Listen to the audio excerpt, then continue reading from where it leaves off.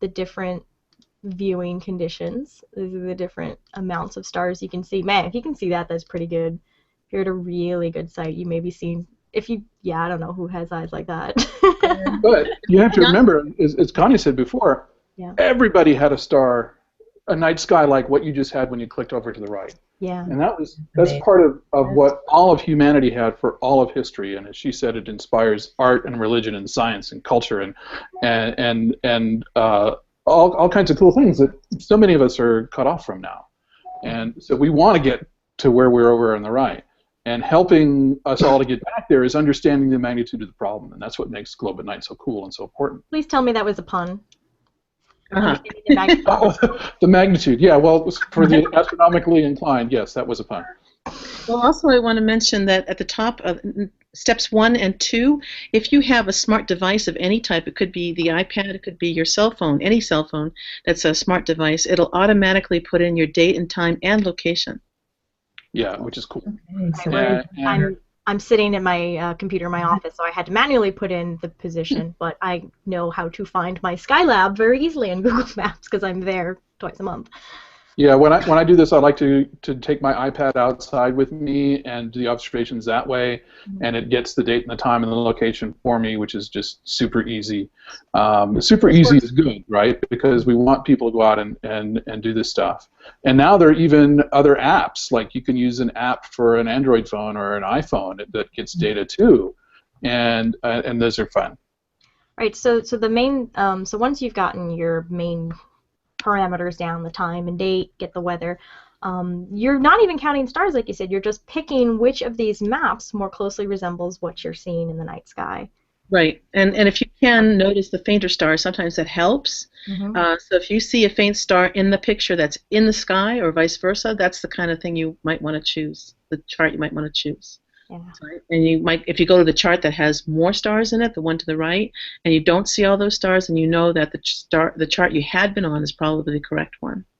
Yeah, I would say last night I was between 3 and 4. I'm not looking at the sky, I can't visually do it now, but that's probably what I would have given it. Another good way to find Leo, might talk about this for just a second. You had it there, actually. What's that?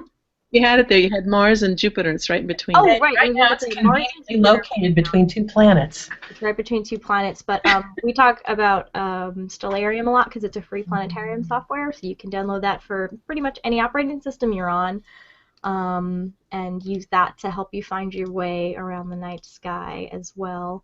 So this is what the night sky looks like in my view of Stellarium for 9 o'clock tonight. Yeah, about 9:20 tonight. And if there's Mars. Where's Jupiter? There's Mars. Jupiter's just off screen. There's Jupiter. Right there. Okay, good. Though, of course, you do not have lines in the sky, but I like to put the lines on the chart because it really... Well, if it's really dark, you can almost see the lines. All right, not really. You can use a green laser pointer and wave it back and forth really fast. Yeah. Don't do that. Imagination. Want to show them the distinctive feature in Leo, perhaps, for those who might not know? I don't know if... Oh, you mean the sickle? Backwards question mark, right? Backwards question mark, right. That's what I... Yeah, so it's the head and down to, like, the front paw, so that's the bright star Regulus. Yeah. Did I pronounce that right? Regulus? Regulus? Okay, cool. The backwards question mark, if you're looking at that guy. Not so many people know a sickle as much, maybe, as... Right. Backwards question mark is good. That's because, communism is dumb. I used the to hammer work and sickle used to be a bit much bigger. That I worked at McCormick Observatory, which McCormick farming equipment, so sorry. Oh. That's my tie-in. Yeah. Yeah, since the fall of the Berlin Wall, the whole Leo thing has really been having problems. We'll go with backwards question mark. People are pretty keen on that. It's not. I mean, they're definitely not. I mean, except for Regulus, they're not the brightest stars in the sky. So it may take you a minute to kind of find that. It's not like the Dipper, but it is. It is. No, but like Scott said, it's amazing once you do see it. Once you see that pattern of that backwards question mark, it will leap out at you every time. I mean, it almost is like I can see the lines, but you can see the pattern, and it stays with you. So. And in Northern Hemisphere, Leo's sort of back end will be like a little triangle to the left, typically, of, or derriere, what do you want to say? Haunches? How about haunches? And there, you know, for telescope observers, there's some nice galaxies in the back end there. There's a nice, if you've got a good wide field telescope, you can see like 3 galaxies in one field of view. It's really pretty cool. Oh, wow.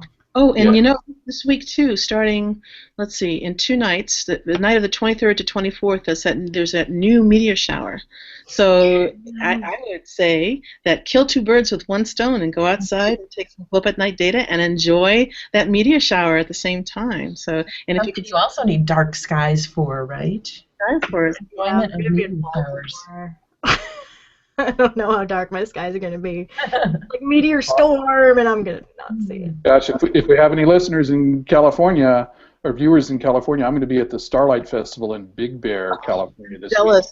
Yeah. And we'll have, well, the meteor shower, but they're doing events for kids, and there'll be bubbles and concerts and robots and observing the sun in the day and the stars in the night, and it's going to be a cool astronomy event happening. Can I mention where it is again, Scott? Big Bear, California this weekend, Memorial Day weekend. At the observatory. Is it at the observatory or in the city there? They're going to have tours of the solar observatory, but it's in town for everybody to come and enjoy the event. So that's a cool thing. And it's free, so even better. So we have comments from Guido, who is probably approaching evening. I can't do math. Because Guido's in Germany.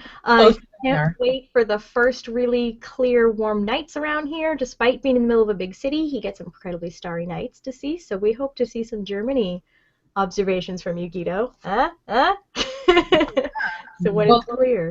On that topic, if I could show you one map that Guido might appreciate. Let me see if I can find Globe at Night maps. It's under Globe at Night maps, Nicole, and it's the Leibniz and Berlin map. Oh. If you want that one. It is a beautiful map, and then I can tell you a little bit more about that particular group that was involved in taking this. Do you see that? Or do you want me? I just see the full. I clicked maps. Mm-hmm. Did you get the folder? What was in the folder? Oh, that folder. I'm looking on the website. Oh, here we go. Berlin. Yeah, look at that. I would assume it's a little bit under, I think, 200 kilometers between Berlin and Leibniz. And you can see. Gosh. I know. And they took all observations along that. Oh my god. Yeah, oh wow. They took sky quality meter measurements actually, and I'll show you what that is in a second. Yeah. And this group that took it is also involved in something called Loss of the Night app. Okay, and we'll talk a little bit about that too. That's another way to take globe at night measurements, and what they've done is they basically made a program that's almost like a star walk. So what you point it up to the sky, and anywhere you look is what the constellations are up. So it's a very nice app, and it works right now only on Android phones, but they're trying to make one in the future for iPhones as well. And yeah, no kidding, I'm excited about that because that's what I use. I have an Android. I'm like you. Yeah, that's Christopher Kiba. Yeah, it's Kiba. That project. So maybe we could show that from the homepage. So the web app is one way to do it. You use that in a browser on a tablet or laptop if you're outside, or do the observations when you get back in if you can remember really quickly. The other ways, so you can use these mobile apps as as well. Sorry, I'm pressing the wrong buttons. There we go. It's from the front page. You can get it from our front page. So if you scroll down to the bottom there, it'll show you the Loss of the Night link, as well as another one we'll talk about, Dark Sky Meter app. But you can see, you can go there. There you go. Yep. And it takes you star by star and says, can you see this? Can you see this? Can you see this? Can you see this? And I think the minimum is like 5 stars, but I'll sit there and do it for like 20 stars. Just I'm learning the stars while I'm doing it. Learning star names while I'm doing that. So that's for Android devices. And again, because you're on a mobile device, it gives you the it gets your location and time automatically. Yeah. So you have many ways to, I don't want to say, to skin a cat, but yeah, you have many ways to do this. I'm a cat lover, so I shouldn't have said that. But all right. Who's collecting the data, Connie? Maybe you can talk, because it's actually a citizen science project, right? And so you're not only out there becoming aware of the importance of dark skies, but you're collecting data that's going to help with all of that. So maybe you could talk a little bit about that. Oh my goodness. We have, yes, we are collecting, we have over 110,000 data points right now from the various years, and they're vetted very good data points, and we thank the whole public because there's power in number. We can't do this alone. I mean, I just would not be able to go out and take all this data, and we really do need to monitor our night skies and see if they are getting worse, and if they are, to take the appropriate action. So, you know, trying to convince people to shield their lights and stuff like that, and I hope a little later on that Scott can tell us about how to do that. But right now we're on the verge, and I have some exciting programs that I can't quite divulge everything about, but there's 3 huge things on the horizon, and they're all involving globe at night data. And one is basically with data with birds that they've already started, and it's sort of being tested. Another is to make a contiguous map across the U.S. of light pollution, and there's knowledge of how to do that already by this particular organization. They've done it for something else, vetted it very well, so they really feel that with the globe at night data this can be done as well. So you'll have data that you can draw on anywhere in the U.S. We're going to extend that in the future, but right now we're going to test it with the U.S. and then we'd layer it with other data, for instance from the data from the birds, all this bird data that's out there that a particular organization has, and then on top of that, to allow the public to do the analysis. What's really cool is that there's a third organization that is providing tools with which online that they can do the analysis. So I'm trying to get these 3 different groups together. We've succeeded with 2 groups, and now we're going to work on the third, and I'll be testing the online and data tools in the next couple of months, I think, and we'll see if that works, because that, you know, you take layers of data. It could be population data, it could be bird data, it could be obviously globe at night data, and it'll be really cool to be able to make projects out of this, very much like projects. Can I show you one example? It's so I am so proud of our poster children, I like to call them. Because they have, and you can see this, Nicole, under the directory that says Poster Children. If you go there, it's actually the directory Poster Children. I know. And if you go under Thai Fam Swans JPEG there, this young boy has made me so proud, and I had nothing to do with this except just to lend him an SQM. I don't know if you have that up yet, but yeah. And we've gotten permission to show him, so it's okay. Yeah, so he won the science and engineering regional. It's a regional fair for the whole southern part of Arizona.